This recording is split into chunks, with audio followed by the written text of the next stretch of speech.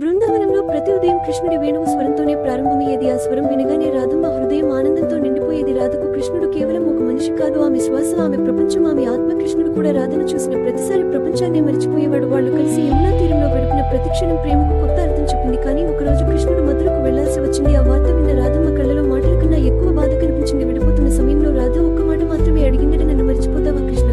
అప్పుడు కృష్ణుడు చిరునవ్వుతో అన్నాడట, నిన్ను మరిచిపోవాలంటే ముందు నన్నే నేను మరిచిపోవాలి రాధ, ఎందుకంటే నా హృదయంలో నువ్వే ఉన్నావు. వాళ్ళ జీవితంలో ఒక్కటిగా కాలేకపోయినా ప్రేమలో మాత్రం ఎప్పటికీ విడిపోలేదు. అందుకే ఈ రోజు కూడా ప్రపంచం శాశ్వత ప్రేమ అంటే ముందుగా రాధాకృష్ణులే. బృందావనంలో ప్రతి ఉదయం కృష్ణుడి వేణువు స్వరంతోనే ప్రారంభమయ్యేది. ఆ స్వరం వినగానే రాధమ్మ హృదయం ఆనందంతో నిండిపోయేది. రాధకు కృష్ణుడు కేవలం ఒక మనిషి కాదు, ఆమె శ్వాస, ఆమె ప్రపంచం, ఆమె ఆత్మ. కృష్ణుడు కూడా రాధను చూసిన ప్రతిసారి ప్రపంచాన్ని మరిచిపోయేవాడు. వాళ్ళు కలిసి యమునా తీరంలో గడిపిన ప్రతిక్షణం ప్రేమకు కొత్త అర్థం చెప్పింది. కానీ ఒకరోజు కృష్ణుడు మధురకు వెళ్లాల్సి వచ్చింది. ఆ వార్త విన్న రాధమ్మ